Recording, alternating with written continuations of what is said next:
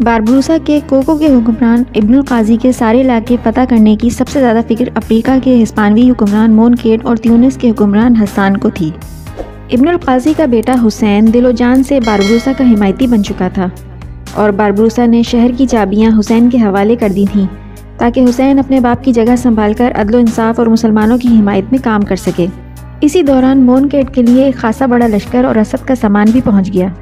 اس نئے لشکر سے مونکیٹ کو کچھ حوصلہ ہوا، لہٰذا اس نے باربروسا کو افریقہ سے نکالنے کے لیے ایک سازش تیار کی۔ اس زمانے میں بحری قزاقی کو پیشے کے طور پر اپنایا جاتا تھا، اور اس میں یورپ کی کچھ طاقتیں پیش تھیں۔ ان میں سے ایک ریسپین قوم بھی تھی جو دراصل بحری قزاق تھے۔ ان کے پاس سینکڑوں بحری جہاز موجود تھے۔ مونکیٹ کے پاس جب ہسپانیہ سے کمک پہنچ گئی تو اس نے ریسپین قوم کے بحری قزاقوں سے رابطہ کیا اور ایک بھاری رقم کے عوض اس بات پر آمادہ کیا کہ سمندر کی طرف سے باربروسا پر حملہ آور ہوں، جبکہ خشکی کی طرف سے وہ شرشار شہر پر قبضہ کرنے کی کوشش کریں گے۔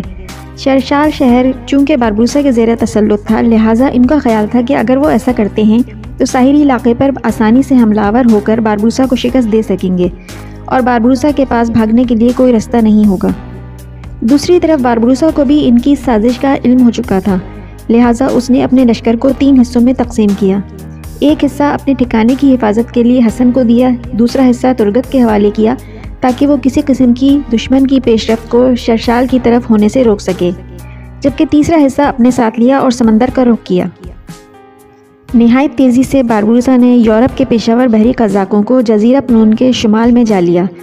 اس لڑائی کے نتیجے میں باربروسا کو فتح حاصل ہوئی اور قزاقوں کا سردار ہوکل بچے کچے لشکر کو لے کر بھاگ کھڑا ہوا، تاہم کچھ چھوٹے بڑے جہاز قزاقوں سمیت باربروسا نے اپنے قبضے میں لے لیے۔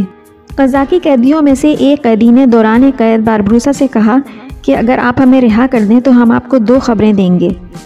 پہلی خبر یہ کہ اسپین کا ایک شخص کارٹیس 2 ہفتوں تک بحر اوقیانوس میں نمودار ہوگا۔ یہ وہ شخص ہے جس نے میکسیکو فتح کیا ہے، اور جن جہازوں کو وہ لے کر آ رہا ہے ان میں کافی مال و متاع موجود ہے جو سب ہسپانیہ کے شہنشاہ چارلز کی ملکیت ہے۔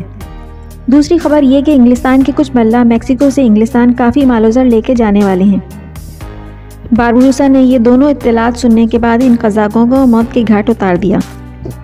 ہسپانیہ کے شہنشاہ چارلز کی بدنیتی صرف مسلمانوں کے ساتھ ہی نہیں تھی، بلکہ فرانس کے بادشاہ فرانسس اول سے بھی جنگ کر کے اسے بدترین شکست سے دوچار کیا۔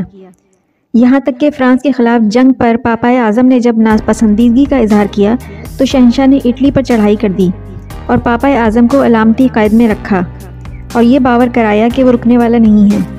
اس نے پاپائے اعظم کو رہا تو کر دیا، مگر اب اٹلی براہ راست چارلز کے ماتحت ہو گئے۔ جتنی چارلز کی سلطنت وسیع ہوتی جا رہی تھی اتنی اس کی ذہنیت تنگ ہوتی جا رہی تھی، لہٰذا اس نے ہسپانیہ کے کمانڈر اندریا دوریا کو طلب کیا۔ اندریا پیشے کے اعتبار سے ایک بحری قزاق رہ چکا تھا، جسے بعد میں چارلز نے بحری فوج کا کمانڈر مقرر کیا تھا۔ اندریا نے یقین دلایا کہ وہ چند روز میں باربروسا کو شکست دینے کی خوشخبری سنائے گا، لہٰذا اندریا ہوکل کے ہمراہ اپنے بحری بیڑے کو لے کر روانہ ہو گیا۔ ہوکل وہی قزاق تھا جسے باربروسا شکست سے دوچار کر چکا تھا۔